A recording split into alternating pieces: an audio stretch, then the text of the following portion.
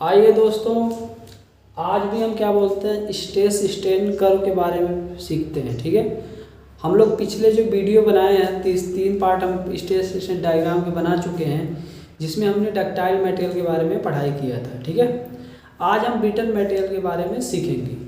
कौन सा brittle material? आपके मन में आएगा सर कौन सा ब्रिटल मटेरियल के बारे में पढ़ेंगे, तो हम यहाँ पे ब्रिटल मटेरियल के बारे में पढ़ेंगे। किसके बारे में? कंक्रीट के बारे में। क्या? कंक्रीट के बारे में। ठीक है, तो कंक्रीट के बारे में पढ़ने से पहले आइए कंक्रीट के बारे में कुछ जान लेते हैं, उसके बाद हम क्या बोलते हैं इसके बारे में पढ़ाई करते हैं। देखो दोस्तों, जो कंक्रीट होता है, ठीक है, कंक्रीट जो होते हैं क्या होते हैं मुख्य रूप से जो आपकी उसके स्ट्रेंथ के आधार पे, क्या स्ट्रेंथ के आधार पे कंक्रीट क्या होते हैं आपके 3 टाइप होते हैं। क्या होते हैं? 3 टाइप होते हैं। क्या होते हैं? 3 टाइप के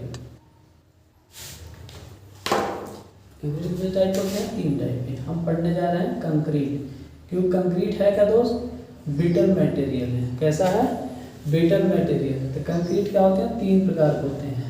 आप सोच रहे होगे सर कंक्रीट के लिए स्ट्रेटेजिक डायग्राम क्यों बताना चाहते हैं। ठीक है, देखो दोस्तों, पहली बात तो ये है कि जब आप आरसीटी पढ़ोगे, ठीक है, एलएसएम पढ़ोगे, ठीक है, लिमिट स्टेट मेथड, या डब्ल्यूएसएम पढ़ोगे, वर्किंग स्टेट मेथड, ठीक है, तो उसमें ये डायग्राम आपको आएगा। इसलिए हम चाहते हैं कि आप यहीं पे मतलब क्या बोलते हैं इस चीज़ को थोड़ा जानते रहो, ताकि वहाँ पे क्या बोलते हैं आपको थोड़ा सा दिक्कत ना हो, सारी बातें आपको समझ में आए। ठीक है, तो यहाँ पे आरसीसी जब पढ़ोगे तो ये चीज़ें आएंगी वहाँ पे। अब देखो कंक्रीट क्या होता है आपका 3 टाइप का होता है। मैंने बोला, क्या बोला? लो स्ट्रेंथ, इसका मतलब समझना स्ट्रेंथ लिखा, लो स्ट्रेंथ कंक्रीट। ये क्या होता है? ये क्या होता है?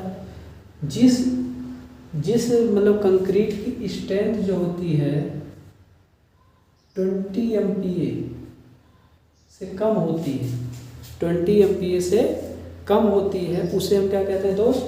लो स्ट्रेंथ कंक्रीट कहते हैं। आपकी किताब में इसी को ऐसे लिखा होगा 20 न्यूटन पर mm²। तो हम जानते हैं ना कि 1 MPa जो होता है वो क्या होता है 1 न्यूटन पर mm² क्या होता है? बराबर होता है। इसलिए हमने भाषा थोड़ा आसान रखने के लिए लिखा है 20 MPa। तो अगर क्या बोलते हैं किसी मतलब कंक्रीट की जो स्ट्रेंथ है वो क्या है आपका 20 MPa से कम है, तो उसे हम क्या कहेंगे? लो स्ट्रेंथ कंक्रीट बोलेंगे। क्या कहेंगे? लो स्ट्रेंथ कंक्रीट कहेंगे। और अब मन में आएगा सर ये स्ट्रेंथ कैसे निकाली जाएगी? तो दोस्त हम जानते क्या हैं, कंक्रीट को जब भी कंक्रीट हुआ या स्टील हुआ है ना, इसकी स्ट्रेंथ को निकालने के लिए क्या किया जाता है? टेस्ट किए जाते हैं। क्या किए जाते हैं? टेस्ट किए जाते हैं। तो यहाँ पर अगर देखा जाए तो ये MPa 20 MPa क्या होगा? एक M20 ग्रेड का कंक्रीट होगा। जैसे स्टील में भी कई ग्रेड होते हैं, आप जानते होंगे, है ना। FE 250 होता है, FE 415 होता है, FE 500 होता है। ठीक है ना। तो ऐसे ही क्या बोलते हैं स्टील में भी, कंक्रीट में भी कई ग्रेड होते हैं। जैसे आपका M20 होता है, M25 है, M30 है ना। M20 का मतलब क्या है? M20 का मतलब उसकी जो स्ट्रेंथ है, कैरेक्टरिस्टिक स्ट्रेंथ, क्या कैरेक्टरिस्टिक स्ट्रेंथ जो है वो कितना है आपका 20 MPa है, यानी 20 न्यूटन पर mm² है। 20 न्यूटन पर mm² है। अब मन में क्वेश्चन आएगा कि सर ये कैरेक्टरिस्टिक स्ट्रेंथ होती क्या है? क्या कैरेक्टरिस्टिक स्ट्रेंथ होती क्या है? तो कंक्रीट की जो कैरेक्टरिस्टिक स्ट्रेंथ होती है वह स्ट्रेंथ होती है कि जब हम एक सैंपल बनाते हैं, ठीक है, और उस सैंपल को क्या किया जाता है 28 दिन तक एक क्यूब शेप का, अपने इंडिया में क्यूब शेप का बनाया जाता है, और जो अमेरिका है वहाँ पे इसको क्या किया सिलेंड्रिकल शेप लिया जाता है। ठीक है, तो क्यूब शेप का होता है, क्यूब शेप की जो माप होती है 15 सेंटीमीटर गुणे 15 सेंटीमीटर गुणे 15 सेंटीमीटर लिया जाता है। ये क्यूब शेप का लिया जाता है, उसे 28 दिन तक रखा जाता है। उसके बाद उसको मशीन पे ले जाया जाता है। क्या? मशीन पे ले जाया जाता है। कौन सी मशीन होती है वो? Compression testing machine. तो उस पर धीरे धीरे लोड को लगाया जाता है। तो वह वहाँ से हम उस तरह से क्या करते हैं उसकी स्ट्रेंथ को निकालते हैं, जिसको हम पूरी जो मतलब आपकी आरसीसी है उसमें हम लोग क्या बोलते हैं FCK से पढ़ेंगे। क्या? एफ सी के से। यहाँ पे देखो ये इसकी क्या है आपका अल्टीमेट स्ट्रेंथ होती है, जिसको हम पीक स्ट्रेंथ भी बोल सकते हैं। क्या पीक स्ट्रेंथ भी बोल सकते हैं, जो हमने दर्शाया है। ठीक, तो ये क्या किया था, टेस्टिंग करके निकाला जाता है। क्या, इसको हम टेस्टिंग करके निकालते हैं। जो आपका कंप्रेशन टेस्टिंग मशीन होती है वहाँ पे टेस्टिंग करके निकालते हैं। आप कहोगे सर इसमें आपने खींच के क्यों नहीं निकाला? देखो दोस्त, आप जानते हो जो आपका ब्रिटल मटेरियल होता है वो क्या होता है, तनाव में क्या होता है, कमज़ोर होता है। यानी टेंसाइल फोर्स लगाया जाता है तो उसमें वीक होता है, और जब उसे कंप्रेसिव फोर्स लगाया जाता है तो ये उसमें क्या अधिक स्ट्रेंथ रखता है। ठीक है, इसलिए आपको क्या किया था यहाँ पे कंप्रेशन टेस्टिंग मशीन पे इसकी जो स्ट्रेंथ है उसको निकाला जाता है। ठीक है, तो कैरेक्टिक जो आपका कैरेक्टिक्स जो स्ट्रेंथ है वो वह स्ट्रेंथ होती है जिसमें जब हम वहाँ पे टेस्टिंग करते हैं तो 95% पर जो सैंपल होता है वो क्या होता है, सक्सेसफुल होता है। सिर्फ 5% तक वो क्या हो जाता है, फेलोर अगर हो जाता है तो उसको हम जो स्ट्रेंथ उस समय आती है उसी को हम क्या कहते हैं, कैरेक्टिक स्ट्रेंथ कहते हैं। ठीक है, जो आपको यहाँ देखो आपका दिखाया गया है, यानी पीक स्ट्रेंथ। उसी को हम ग्रेड में दिखाते हैं, जैसे M20 है, M25 है, M30 है, तो ये FCK की वैल्यू होती है, इसे FCK से हम रिप्रेजेंट करते हैं। ठीक है, ये चीज़ तो आपको समझ में आ गई होगी। ठीक, अच्छा, अब हम क्या बोलते हैं कि इसके बारे में बोलेंगे तब आपको समझ में आएगा। तो लो स्ट्रेंथ कंक्रीट का मतलब समझ में आया कि जो हमने टेस्टिंग किया था, यानी M20 का जो आपका ग्रेड का जो कंक्रीट है उसकी स्ट्रेंथ जो है अगर क्या बोलते हैं कि उससे भी कम है M20 से, तो उसे लो स्ट्रेंथ कंक्रीट कहते हैं। जैसे आप M15 है, M10 है, M5 है ना, वो लो स्ट्रेंथ कंक्रीट के अंतर्गत आएगा। ऐसे ही अगर हम बात करें दूसरे कंक्रीट की, तो दूसरा क्या आएगा, वो मीडियम स्ट्रेंथ कंक्रीट। क्या, मीडियम स्ट्रेंथ कंक्रीट। ठीक, ये क्या होता है, अब मन में आया सर ये क्या होगा। ठीक है, अगर स्ट्रेंथ 20 MPa से क्या हो बाबू, 40 MPa के बीच में हो, 20 MPa से 40 MPa के बीच में हो, तो उसे हम क्या कहते हैं, मीडियम स्ट्रेंथ कंक्रीट बोला जाता है। जो आपको यहाँ दिखाया गया था, इससे आपका क्या, जैसे M30 है, ये क्या होगा, मीडियम स्ट्रेंथ कंक्रीट के अंतर्गत आएगा। ठीक है, ऐसे ही क्या होता है आपका, क्या होता है, हाई स्ट्रेंथ कंक्रीट होता है। क्या दोस्त, हाई स्ट्रेंथ कंक्रीट होता है। ठीक, ये क्या होता है, जब किसी कंक्रीट की स्ट्रेंथ जो होती है क्या होती है, 40 MPa से क्या हो, अधिक हो, तो उसको हम क्या कहेंगे, हाई स्ट्रेंथ कंक्रीट कहेंगे। ठीक, ये क्लासिफिकेशन आप जान रहे हैं, ये मैंने क्लासिफिकेशन आपको जानकर बताया किसके बेसिक्स पे, स्ट्रेंथ के बेसिक्स पे। ठीक है, तो यहाँ पे M20, M25, M30 अगर लिखा हुआ तो आप समझोगे उसकी स्ट्रेंथ दिया हुआ है, वो भी कौन सी स्ट्रेंथ दिया है, अल्टीमेट स्ट्रेंथ दिया है, यानी पीक स्ट्रेंथ दिया हुआ है। क्या, पीक स्ट्रेंथ दिया हुआ है। ठीक है, आए चलें। अच्छा, ये बात आपको समझ में आ गई होगी।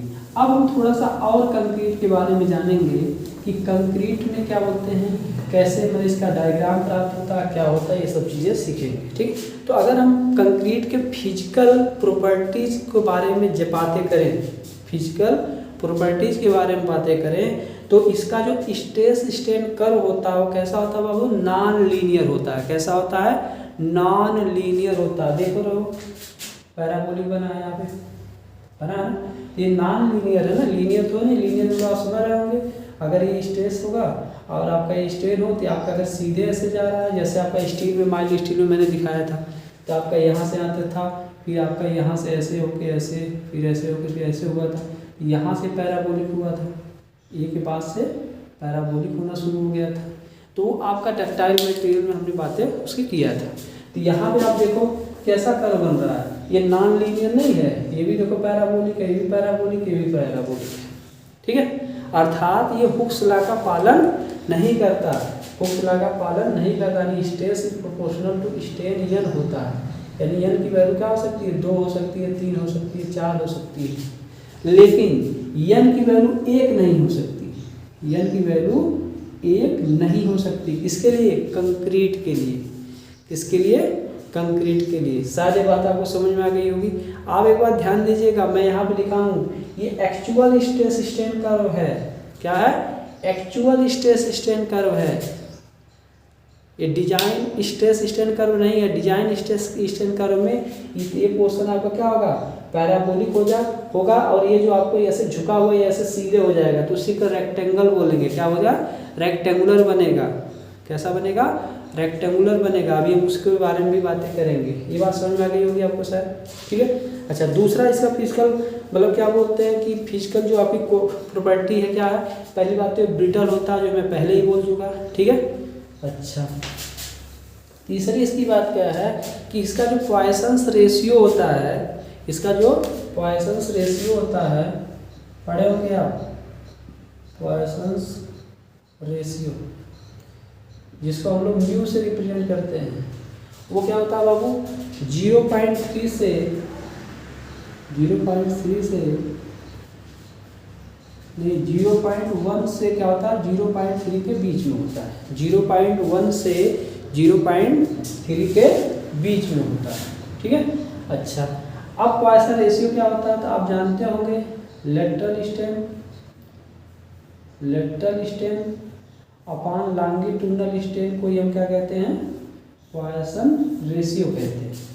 पॉइसन रेशियो कहते हैं। ये बात भी हमने आपको बताई है। एक वीडियो भी मैंने इस पर लगभग 10 मिनट का बनाया है, प्लेलिस्ट में जाके आप देख सकते हैं पॉइसन रेशियो क्या होती है, ये भी समझ में आ गया, ठीक है। अच्छा, एक बात और याद रखना, क्या? ग्रेड बढ़ने से, कंक्रीट का ग्रेड बढ़ने से,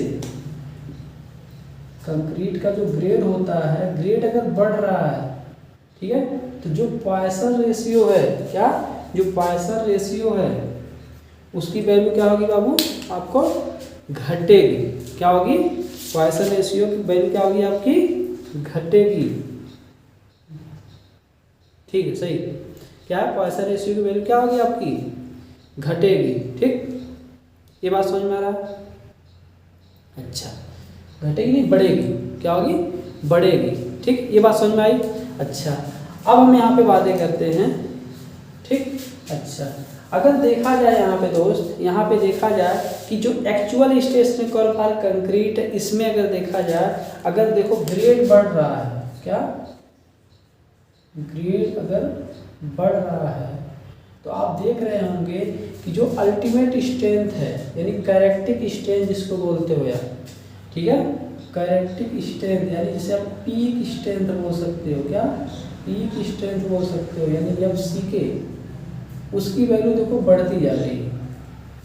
देखो M20 है, फिर आपका M25 का ग्रेड बढ़ रहा है ना, M30 है, तो आप देख रहे हैं कि आपका जो आपका FCK का मान बढ़ता जा रहा है। तो इसका मतलब क्या हुआ? ग्रेड को बढ़ने से कंक्रीट की जो स्ट्रेंथ होती है, मतलब जो स्ट्रेस को झेलने की जो आपकी उसकी कैपेसिटी होती है, वो क्या होती है? आपकी बढ़ती जाती है। क्या होती है बाबू? बढ़ती जाती है। ये बात समझ में आ रही होगी साथ, ठीक है। अच्छा, ऐसे ही अगर एक चीज़ और देखो देखने को मिल रही है, क्या मिल रही है कि आप देखो यहाँ जो कंक्रीट का ग्रेड कम था, तो ये यहाँ से यहाँ तक इसकी स्ट्रेन आई थी, लेकिन कंक्रीट का ग्रेड जब बढ़ा M20 का तो कोई यहाँ तक हो गया, M30 का यहाँ पे हो गया। मतलब क्या हुआ? मतलब ये हुआ कि अगर ग्रेड बढ़ रहा है, क्या? अगर कंक्रीट का ग्रेड बढ़ रहा है, ठीक है, तो उसकी जो आपकी ब्रिटलनेस है, क्या? ब्रिटलनेस है, ब्रिटलनेस है वो बढ़ेगी। यानी उसके अंदर जो ब्रिटल की प्रॉपर्टी का मान क्या होगा? बढ़ेगा। और क्या होगा? डक्टिलिटी की जो प्रॉपर्टी है, डक्टिलिटी की प्रॉपर्टी क्या होगी बाबू? घटेगी। देखो आपकी स्ट्रेन घट रही है ना, जैसे जैसे ग्रेड बढ़ रहा है, इसका मतलब वो और ब्रिटल होता जा रहा है। अच्छा, उसमें ब्रिटल होने का रीज़न क्या होगा? उसमें कार्बन की मात्रा क्या होगी आपकी? बढ़ती जाएगी, ठीक है। वो नहीं, ये कार्बन की मात्रा वाली बात हम बातें जब करेंगे आपकी स्टेज में, वहाँ बातें करेंगे, यहाँ कार्बन और मैटर नहीं है, ठीक है। ये बात समझ में, ग्रेड बढ़ने से ब्रिटलनेस का मान क्या होता है? बढ़ता है, ठीक। और आपकी डक्टिलिटी की वैल्यू क्या होती है? आपकी घटती है, अर्थात डिफॉर्मेबिलिटी घटती है, डिफॉर्मेबिलिटी क्या होती है आपकी, घटती है। देखो डिफॉर्म आपका कम होता जाएगा ना जैसे जैसे ग्रेड आपका बढ़ेगा। ठीक है, ये बात समझ में आ रहे हैं, ये बात आपको समझ में आ रही है ना। अच्छा, दूसरी चीज़ क्या समझ में आ रहा है आपका कि लोअर ग्रेड की जो होती है क्या होती है, अगर ग्रेड लोअर हो, देखो ग्रेड अगर लोअर है तो डक्टिलिटी क्या होगी, बढ़ेगी। ग्रेड का मान अगर क्या है आपका, कम है, क्या होगी बाबू आपकी डक्टिलिटी क्या होगी, बढ़ेगी। डक्टिलिटी मान क्या होगा, बढ़ेगा। देखो M20 था तो आपको यहाँ से लेके यहाँ तक था, M25 है तो यहाँ से यहाँ तक स्ट्रेन है, M30 तक घटता जा रहा है। ठीक है, तो लोअर ग्रेड के लिए आपका क्या होगा, उसकी डक्टिलिटी की प्रॉपर्टी क्या होगी, बढ़ेगी, यानी उसमें डिफॉर्मेबिलिटी की प्रॉपर्टी बढ़ेगी, यानी उसे और खींचा जा सकता है। ठीक है, ये बात आप समझ रहे होंगे। ठीक, अच्छा दूसरी चीज़ क्या है, अगर ग्रेड को बढ़ाया जा रहा था, देखो जो क्रशिंग स्ट्रेंथ है यहाँ पे ये, तो क्रशिंग स्ट्रेंथ जो हो रही है क्या हो रही है आपकी, क्रशिंग स्ट्रेंथ क्या हो रही है आपकी, घट रही है। देखो आपका जब आपका ग्रेड आपका कम था तो ये यहाँ पे टूट जा रहा था, फेलोर हो जा रहा था, लेकिन अब M20 पे आपको यहाँ पे हो रहा है, पहले ही आपका यानी स्ट्रेन घट रही है। क्या है, स्ट्रेन घट रही है, क्रशिंग जो आपका स्ट्रेंथ हो घट रही है। उस मटेरियल की स्ट्रेंथ तो बढ़ रही है लेकिन क्रशिंग स्ट्रेंथ आपकी घट जा रही है, मतलब कम ही पे अगर हम M30 की बात करें तो कम ही स्ट्रेंथ पे क्या हो जाएगा आपका, फेलोर हो जाएगा। स्ट्रेंथ तो उसमें रहेगी लेकिन कम ही अगर स्ट्रेन होगी तो क्या हो जाएगा, वो फेलोर हो जाएगा। ये बात आपको समझ में आ रही होगी। ठीक है, तो इस तरह से हमने यहाँ पे देखा है क्या कि जो एक्चुअल आपका स्ट्रेस स्ट्रेन का जो आपका कंक्रीट में होता है वो कुछ इस तरह से बनाया जाता है। तो ये बात आपको समझ में आ गई होगी। ठीक है, अच्छा अब हम यहीं पे क्या बोलते हैं, कुछ और बातें करते हैं कंक्रीट के बारे में। ठीक है, इसको मिटाएं, ठीक, इसको मिटाएं। तो अब देखो क्या करना है, कुछ नहीं करना है, खाली सिर्फ इतना करना है, ये एक्चुअल के स्थान पे अब हम डिजाइन लिखने जा रहे हैं। अब डिजाइन स्ट्रेस स्ट्रेन कर्व बनाएंगे, किसके लिए, कंक्रीट के लिए। ये हम सारी बातें यहाँ पे जान गए, ग्रेड बनने से क्या होता है, FCK क्या होता है, ये बात हम यहाँ पे समझ गए हैं। चलिए अब हम बात करेंगे इसके लिए यहाँ पे डिजाइन स्ट्रेस कर्व।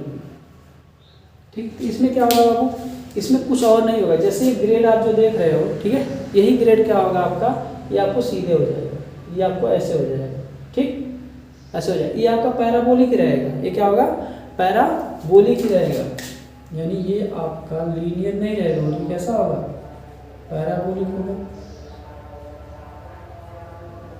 पैराबोलिक हो गया। ठीक, और ये क्या हो जाएगा, सीधा हो जाएगा ऐसे, तो इसे मिटा दे रहे हैं थोड़ा सा। ये बात आपको समझ में आ रही है सारी। यहाँ से हम क्या करते हैं, इसको सीधा कर देते। देखो अब इसको यहाँ से U कर दिए, यहाँ से U कर दिए, यहाँ से U। अब ध्यान से इन सब चीज़ों को भी मिटा देते हैं, इनका मतलब भी हम समझाते हैं। ठीक, ये हमने आपको सीधा कर दिया। अब ये क्या हो जाएगा आपका, अगर देखोगे ये हमारा, अच्छा ऐसे मिला दें, ये ऐसे हो गया, ध्यान से समझिएगा। ठीक, ये ऐसे हो गया, तो आप इसको देखोगे तो ये कैसा शेप आपका बनेगा, ये रेक्टेंगुलर शेप बना हुआ है ना, यानी आपका इधर पैराबोलिक, इधर रेक्टेंगुलर हो जाएगा, रेक्टेंगुलर। ठीक, ये बात समझ में आ रही है। ठीक, अब देखो ध्यान से, अब जब हमने क्या बोलते हैं कि 28 दिन तक उस सैंपल जो आपको बताया अभी मैंने 15 सेंटीमीटर गुणे 15 सेंटीमीटर गुणे 15 सेंटीमीटर के जो क्यूब बनाया था। ठीक, 28 दिन के बाद जब उसको मैंने क्या किया था, कंप्रेशन टेस्टिंग मशीन पे टेस्टिंग किया था, तो जो स्ट्रेंथ आई थी, जो 95% उस सैंपल क्या था आपका सक्सेसफुल था, सिर्फ 5% में उसकी प्रोबेबिलिटी थी कि वो फेलोर था।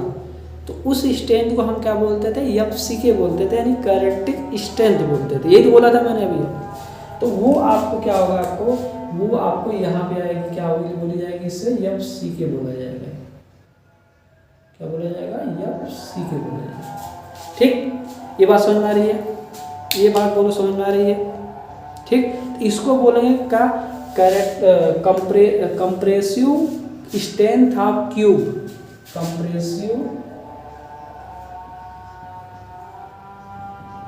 Strength of cube. क्यूब मतलब जो सैंपल हमने लिया था, ठीक है। जो 95% आपका क्या था सक्सेसफुल था, सिर्फ 5% उसकी जो प्रोबेबिलिटी थी फेलोर होने की थी, जिसको हमने क्या बोला यहाँ पे FCK, यानी कैरेक्टिक जो आपकी स्ट्रेंथ है, कैरेक्टरिस्टिक स्ट्रेंथ, अर्थात वो आपकी पीक स्ट्रेंथ है। क्या है? पीक स्ट्रेंथ है। ठीक है, तो हम जब भी डिजाइन करेंगे ये वाली स्ट्रेंथ उसकी नहीं लेंगे। ये बात समझ में आ रही है आपको? ये बात समझ में आ रही है? ठीक। अब आएगा क्वेश्चन कि आखिर से तब कौन सी स्ट्रेंथ लेंगे। ठीक है, तो कंक्रीट मेंबर के लिए अगर एक्चुअल कंक्रीट स्ट्रेंथ लिया जाएगा, क्या लिया जाएगा? एक्चुअल कंक्रीट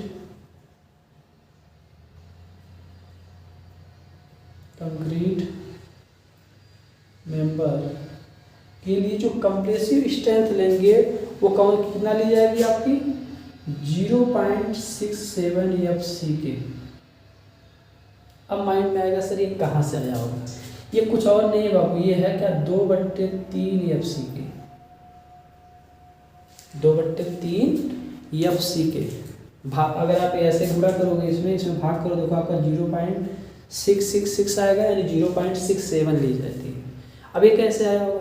आप जानते होंगे कि जो आपका कंक्रीट होता है WSM मेथड में क्या होता है, उसकी जो मतलब फैक्टर ऑफ सेफ्टी होती है, क्या फैक्टर ऑफ सेफ्टी होती है, वो 3 ली जाती है, और जो स्टील होता है उसकी जो फैक्टर ऑफ सेफ्टी ली जाती है 1.78 लिया जाता है, या बोलो तो 1.8 लिया जाता है। ठीक है, तो आपकी ये तो आपकी उसकी अल्टीमेट स्ट्रेंथ है ना, तो इस पर तो डिजाइन करोगे नहीं, तो वहाँ पे आप WSM में जब आपको बताएंगे, आपको इसके बारे में कहेंगे उसके लिए कंक्रीट के लिए फैक्टर से 3 ली जाती है, 3 से भाग करोगे। ठीक है, तो उसमें क्या हुआ 2/3 भाग, जब भी हम क्या बोलते हैं एक्चुअल कंक्रीट के मेंबर के लिए उसकी कंप्रेसिव स्ट्रेंथ लेंगे, ठीक है, 2/3 भाग FCK का कर देंगे, तो वही आपको आएगी 0.67 FCK है।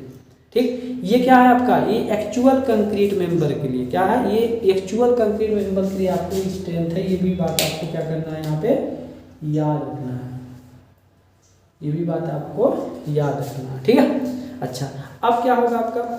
अब आपका क्या होगा? अब हम जब LSM पढ़ेंगे, क्या LSM पढ़ेंगे, तो design compressive stress in concrete लिया जाएगा। क्या? Design compressive stress in concrete लिया जाएगा। अब देखो जब LSM पढ़ोगे तो इसके लिए क्या बोलते हैं कि एक होता पार्शियल सेफ्टी फैक्टर। क्या? Partial safety factor. Partial safety factor मतलब ना ज़्यादा अधिक ना ज़्यादा कम। फैक्टर सेफ्टी जो लिया जाएगा ना ज़्यादा अधिक लिया जाएगा ना ज़्यादा कम लिया जाएगा। तो जब LSM पढ़ोगे तो उसमें जो आपको पार्शियल सेफ्टी फैक्टर जो होता है वो लिया जाता है क्या? 1.5। क्या? 1.5 लिया जाता है।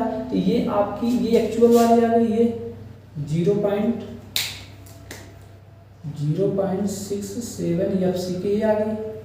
एक्चुअल कंक्रीट मेंबर के लिए क्या बोलते हैं कंप्रेसिव स्ट्रेंथ आ गई।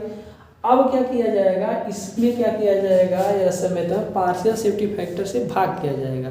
तो कंक्रीट के लिए जो होता है वो वैल्यू कितनी होती है? 0.67 FCK में हम क्या करेंगे? भाग कर देंगे किससे? पार्शियल सेफ्टी फैक्टर्स, जिसकी वैल्यू होती है 1.5। ये होती है किसके लिए? कंक्रीट के लिए। किसके लिए होती है? कंक्रीट के लिए। ठीक, अब यहाँ 0 भी लिख सकते हो, 1.50 या 1.5। ठीक है, अच्छा इसमें अगर भाग करते हो आप इसमें तो ये वैल्यू आती है आपको कितनी?